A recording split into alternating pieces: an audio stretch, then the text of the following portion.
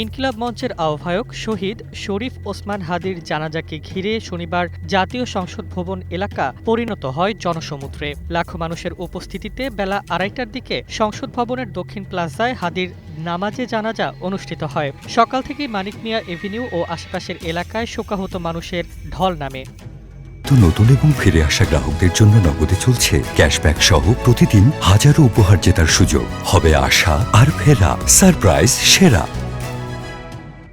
জানাজার পর উৎসুক জনতার একটি অংশ সংসদ ভবনের মূল প্লাজায় প্রবেশ করে, যা সাময়িক বিশৃঙ্খলা সৃষ্টি করে। আবেগ আর কৌতূহলে ভরা ওই জনতা দ্রুত বড় আকার ধারণ করলে নিরাপত্তা বাহিনীর দায়িত্ব বেড়ে যায়। পরিস্থিতি অস্থির হতে শুরু করলে পুলিশ ও সেনাবাহিনী দ্রুত সক্রিয় হয়।